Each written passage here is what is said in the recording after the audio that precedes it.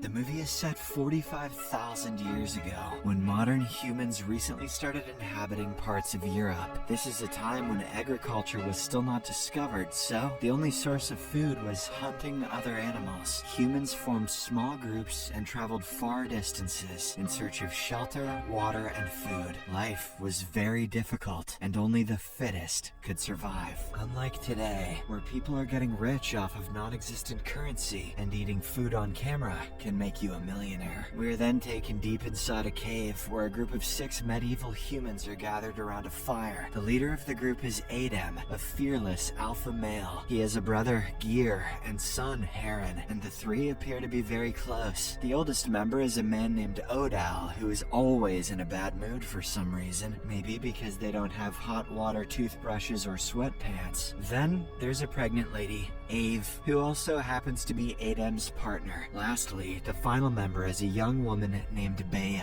She recently joined the group when they were traveling through the woods. At first, they treated her well and offered her equal food, but now they simply make her do most of the work. The only one who's nice to her is Gear, perhaps because he has a caveman crush. Currently, the group is going through a very tough period as they haven't eaten anything in days. This has rendered them very weak, especially Ave, who is in the 7th month of her pregnancy. As soon as the sun rises the next morning, they pack their belongings and set out on their journey. Along the way, Adam points out some hills in the distance and says that they're going there. He explains that the hills have lots of caves where they can spend the nights warmly. They also contain many animals and other necessities of life, making the place a literal paradise. Wouldn't go that far personally, but cavemen do like caves. Upon hearing this, the group gets more excited and starts walking with more determination. After a while, Adam and his brother Gear separate from the group to find something to eat. They climb down a steep hill and soon come across a large carcass of a woolly mammoth. However, all the edible parts have been eaten away, leaving only the bones. Broth, maybe? This scares the brothers as they realize that something even bigger than a mammoth is roaming these lands. Upon venturing a bit further, they arrive at a spot where the vast forest is visible. Gear, who is a bit adventurous by nature, suggests that they take the forest path as it would save them a lot of time. He also believes that they can find a lot of animals in there, which they can use for food. However, Adam vehemently refuses the idea, saying the forest is dangerous. He is certain that whatever killed the mammoth is lurking inside there. He declares that they will be going all the way around the forest, even if it takes them a few extra days. That night, the brothers return to the rest of the group empty-handed. They decide not to reveal about the dead mammoth so as not to arouse any panic. Since there are no caves nearby, they light a fire and proceed to spend the night out in the open. Shortly after, the group starts hearing frightening noises in the distance. Adam and Gear immediately assume it's the same hunter animal responsible for the mammoth's death. They grab their weapons and prepare to fight whatever is lurking in the dark. But just when they're distracted, the little boy Heron is snatched away. A devastated Adam tries to go after the assailant, but the others stop him, saying it's too dangerous. They assure him that they'll look for Heron in the morning, when it's much safer. Not safer for Heron, but safer for them, you know. In the next scene, the sun rises and the group sets off to find the little boy. Since Adam is a seasoned hunter, he tracks the footprints of the animal and soon comes across Heron's clothes. He finds a sticky, black liquid in it, but no blood. And I suppose alien goop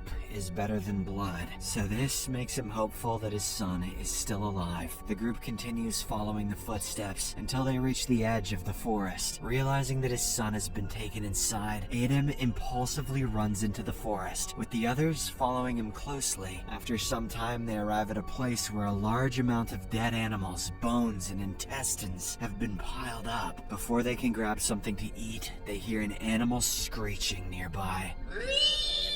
Frightened, the group runs deeper into the forest until they get completely lost. Now that it has gotten very dark, they decide to light a fire and camp here. The old man Odal starts blaming Bea as usual, claiming that their misfortune started the moment she arrived. He suggests that they banish her from the group ASAP. But while the others are deliberating, they are once again startled by the mysterious animal. When the noise starts getting closer, Adam throws his spear in that direction, but it doesn't hit the target, indicating that this animal is very agile. At this tense moment, Adem decides to bravely confront the animal alone. He knows that as the leader he must act now, or his entire group will be in danger. He then grabs another spear and ventures into the dark, hoping to kill the monster. Unfortunately, this turns out to be a grave mistake, as when Adem's back is turned, something attacks him from behind. His desperate screams are heard by the rest of the group, but they are too scared to help him. When the screams finally subside, Gear rushes inside to look for his brother. He manages to find him and somehow brings him back to the fire, but as soon as the group sees his face, they realize that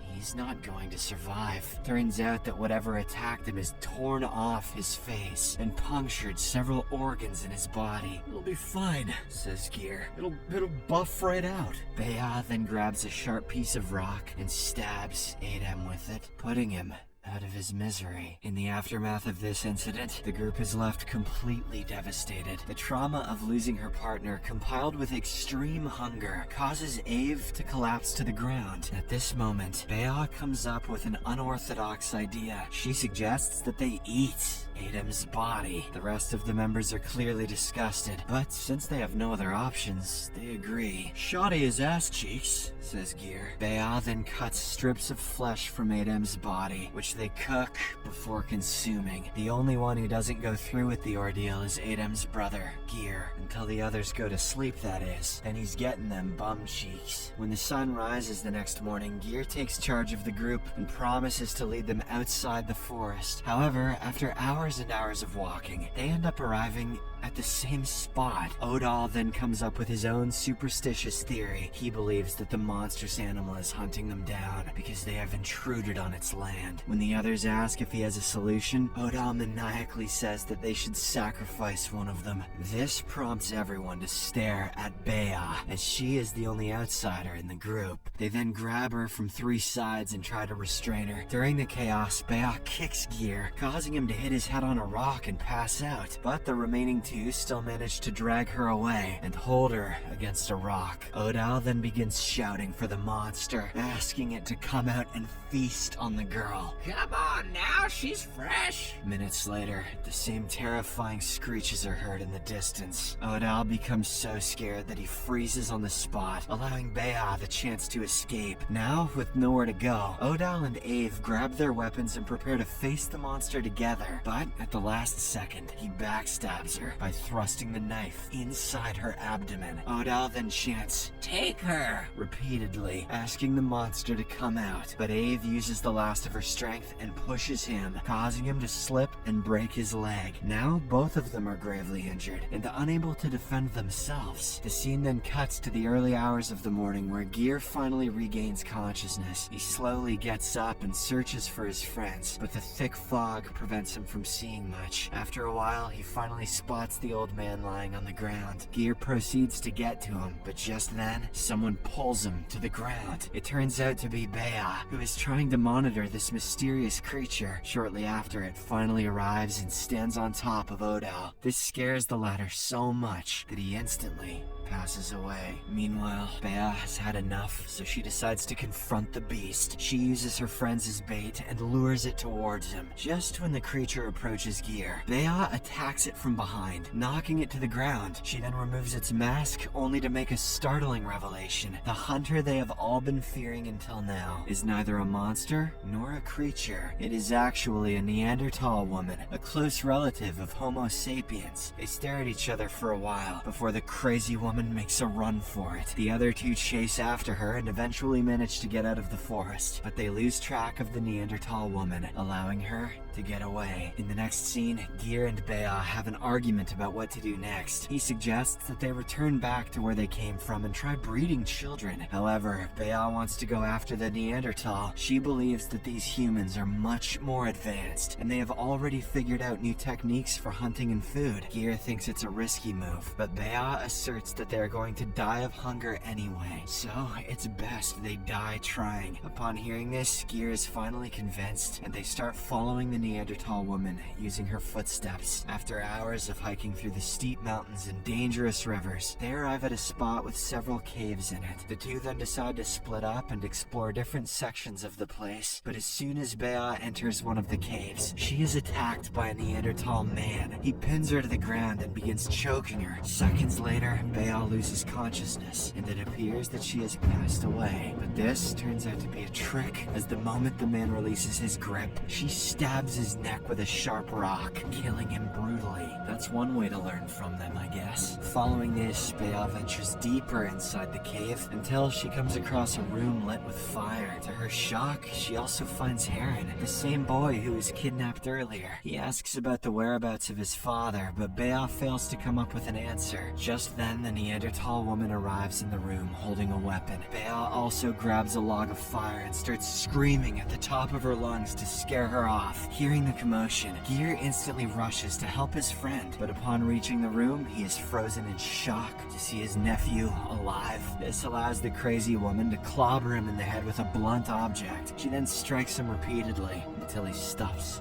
moving. Horrified, Bea sets fire to the dried animal skins in the room and escapes with Heron. They somehow reach the top and crawl out of the narrow crevice. Seconds later, the entire cave is set ablaze, and the Neanderthal woman also tries to force herself out of the crack, but since she's too big, she's unable to do so. She desperately pleads for help in her own native tongue, and Heron tries to help her. However, Bea hasn't forgotten what the woman did to her group, so she grabs a rock and bludgeons her to death. Heron is devastated by what just happened, as the woman had treated him like her own child. But when Bea reveals that she killed his dad, he finally calms down. In the final scene, the two go inside another section of the cave, where they find several drawings on the walls, large amounts of food, and other modern equipment. "Sweet Jesus," says Heron. "Is that an iPhone 15? Subscribe for more videos like this. Turn on notifications and leave a like to help the channel out. Thank you for watching.